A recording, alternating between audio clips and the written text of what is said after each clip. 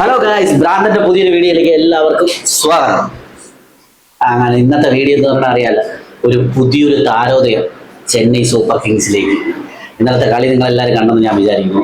ഇന്നലെ LSC ആയിട്ട് Chennai LSC ആയിട്ട് നടന്ന മാച്ചിൽ അങ്ങനെ ഭയങ്കരമായ സെക്കൻഡ് ബാറ്റിങ്ങിൽ മികച്ചൊരു ഇന്നിങ്സ്, 65 റണ്ണിൻ്റെ ഒരു മികച്ചൊരു ഷോട്ട്, 20 ബോളിൽ 8 6 2 4 ഉൾപ്പെടെ ഉർവിൽ പട്ടേൽ അനായാസം ചെന്നൈ ടീമിനെ ഒരു ജയത്തിന്റെ അടിയിലേക്ക് എത്തി. ഇന്നലത്തെ മാച്ച് ചെന്നൈ ജയിച്ചതിന്റെ ഫുൾ ക്രെഡിറ്റ് ഉർവിൽ പട്ടേലിനുള്ളതാണ്. ആദ്യം എന്ന് പറഞ്ഞാൽ അനായാസം 8 6 എന്ന് പറഞ്ഞാൽ 13 ബോളിൽ 50.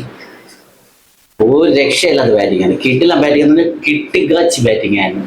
നിസ്സാരം പോലെ 8 6 അടിച്ച് തീർച്ചയായിട്ടും ഇന്നലത്തെ മാച്ച് കണ്ടിട്ടുള്ളവർക്ക് അറിയാം ഉർവിൽ പട്ടേലിന്റെ ബാറ്റിംഗ്. ഒരു രക്ഷയില്ല, കിട്ടില്ല ബാറ്റിംഗ് എനിക്ക്.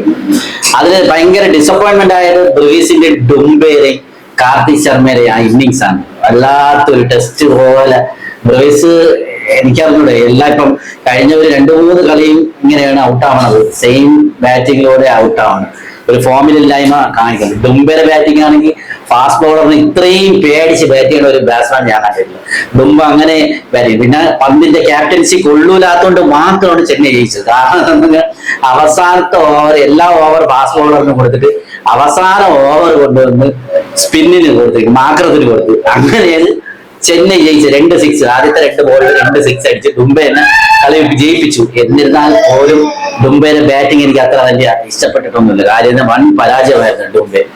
ഒരു ബാറ്റിംഗ് എനിക്ക് വലിയ ഇഷ്ടപ്പെട്ടിട്ടൊന്നുമില്ല. കാരണം ഞാൻ അങ്ങനെ ഒരു 18ാമത്തെ ഓവറിലൊക്കെ തുടങ്ങി സിംഗിൾസ് ആണ് എടുക്കുന്നത്. 18ാമത്തെ ഓവറൊക്കെ നമ്മൾ നല്ല സ്കോർ ചെയ്യേണ്ട സമയത്ത് മൊത്തത്തിൽ സിംഗിൾ എടുത്താണ് കളിക്കുന്നത്. പിന്നെ ആകപ്പാടുള്ള നോക്കെന്ന് പറഞ്ഞാൽ സഞ്ജു സാംസന്റെ 28 റണ്ണ്, 14 ബോളിൽ 28 റണ്ണ്, അതിൽ ഒരു 3 ബൗണ്ടറിയും 2 6 അടങ്ങുന്ന നല്ലൊരു ഇന്നിങ്സ് ആയിരുന്നു. അത് കഴിഞ്ഞിട്ട് ഋതുരാജ് ഗെയ്ക്വാദിന്റെ 42 റണ്ണ്, ഒരു 3 4ഉം 2 6ഉമായിട്ട് ഋതുരാജ് ഗെയ്ക്വാദിന്റെ.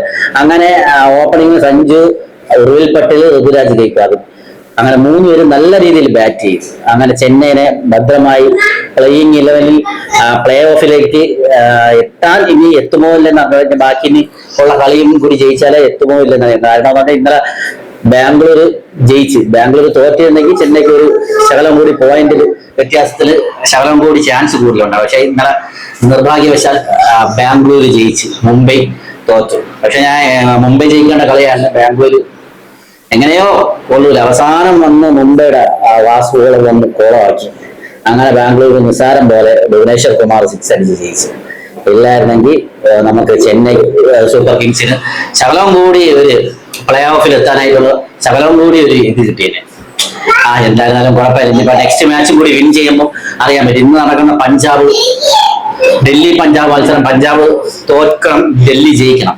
അങ്ങനെ വന്നു കഴിഞ്ഞാൽ നമുക്ക് ചെന്നൈക്ക് നല്ല രീതിയിൽ ഒരു ചാൻസ് ഉണ്ടാവുമെന്ന് വിചാരിക്കുന്നു. എന്തായാലും ടീം മൊത്തത്തിൽ സെറ്റ് ആയിട്ടുണ്ട്. ഉർവിൽ പട്ടേൽ എന്തായാലും 3ാമത്തെ ബാറ്റ്സ്മാനായ ഉർവിൽ പട്ടേൽ എന്തായാലും അടിച്ച് നല്ല തിരിച്ച് ഫോമിലേക്ക് എത്തിയത് എല്ലാവർക്കും ഒരു സന്തോഷം നൽകുന്ന ഒരു കാര്യമാണ്. എന്തായാലും ഇന്നലെ സഞ്ജു സാംസൺ ഗ്രൗണ്ടിലേക്ക് ഇറങ്ങിയൊക്കെ ക്ലാപ്പൊക്കെ ചെയ്യുന്നുണ്ട്. അത് അത്ര മനോഹരമായ ഇന്നിങ്സ് ആയിരുന്നു ഇന്നലത്തെ ആ ഒരു 8 ഇന്നിങ്സ്. അടിപൊളി ഇന്നിങ്സ്, അടിപൊളി എന്ന് പറഞ്ഞാൽ അടിപൊളി. അപ്പോൾ എന്തായാലും ഓപ്പണിങ്ങും 1 ഡൗൺ എല്ലാം സെറ്റ് ആയിട്ടിരിക്കുന്നു. ഇനി ഡുംബയും ബ്രൂവീസും ബാക്കിയുള്ളവരും കൂടി ഒന്ന് ഫോം ആയി കഴിഞ്ഞാൽ ടീം ഓൾറെഡി സെറ്റ് ആണ്. ചെന്നൈ ടീം എന്തായാലും പ്ലേ ഓഫിലേക്ക് എത്തുമെന്ന് വിശ്വസിക്കുന്നു. തീർച്ചയായിട്ടും എത്തട്ടെ എന്ന് ഞാൻ പ്രാർത്ഥിക്കുന്നു. സഞ്ജുവിലൂടെ വീണ്ടും ചെന്നൈ കിരീടം ഉയർത്തട്ടെ എന്ന് ഞാൻ പ്രാർത്ഥിക്കുന്നു. ഞാൻ വീഡിയോ വൈൻഡപ്പ് ചെയ്യുന്നു. വീഡിയോ ഇഷ്ടപ്പെട്ടാൽ ലൈക്ക് ചെയ്യുക, ഷെയർ ചെയ്യുക, സബ്സ്ക്രൈബ് ചെയ്യുക. വീണ്ടും ഭ്രാന്തന്റെ പുതിയൊരു വീഡിയോയിലേക്ക് വരികയാണ്. ബൈ ഫ്രം ഭ്രാന്തൻ.